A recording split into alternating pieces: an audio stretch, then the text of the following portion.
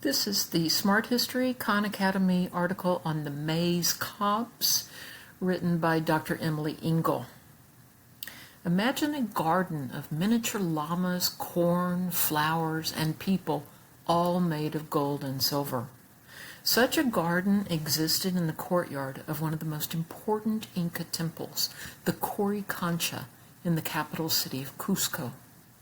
One of these beautiful metal objects is a gold-silver alloy corn cob sculpture. It mimics the appearance of a ripe ear of corn breaking through its husk, still on the stalk but ready to be harvested.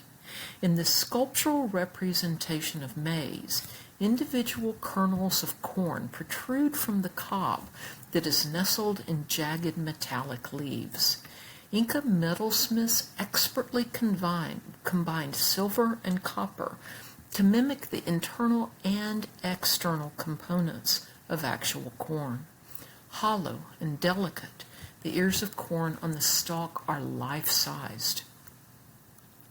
While many ancient Andean art traditions favored abstract and geometric forms, such as the Tocapu tunic, Inca visual expression often incorporated more naturalistic forms in small-scale metal objects. This silver alloy corn cob sculpture is one example of this type of object. After the Spaniards arrived in the Andes, the European invaders soon desired the gold and silver belonging to the Inca. Some of the earliest Spanish chroniclers record the placement of a garden composed of gold and silver objects among many of the offering and ritual places in the Coricancha.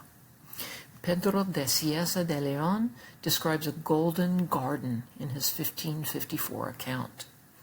In the month of October of the year of the Lord 1534, the Spaniards entered the city of Cusco, head of the great empire of the Incas, where their court was, as well as the solemn temple of the sun and their greatest marvels.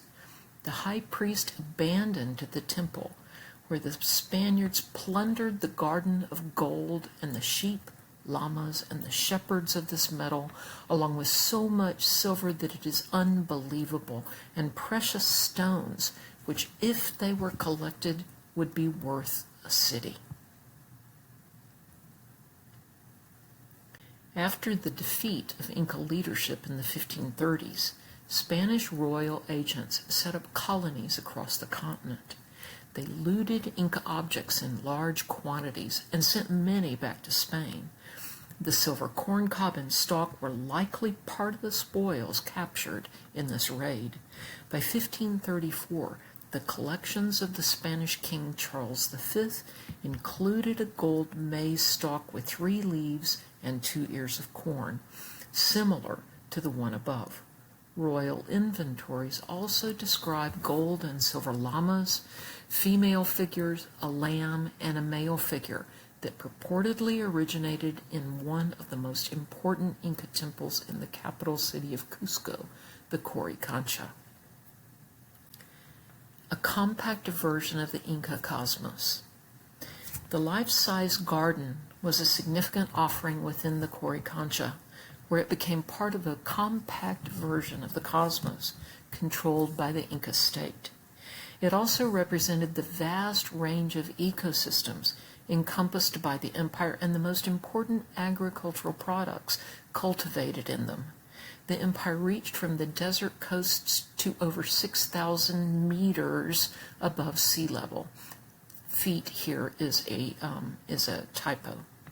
Plants and animals represented in the Golden Garden cannot grow and survive at every point in the empire, but only at specified altitudes. For example, maize grows up to a mid-range altitude, and llamas graze at the highest points of the empire.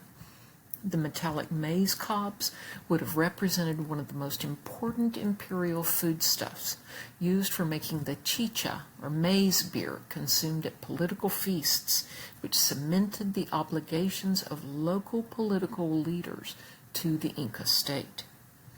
For centuries, an organized vertical archipelago system and terracing technologies allowed Andean people to obtain the foods and materials that they needed to survive from different elevations. The Inca adopted these systems, enhanced them, and exploited them on an imperial scale.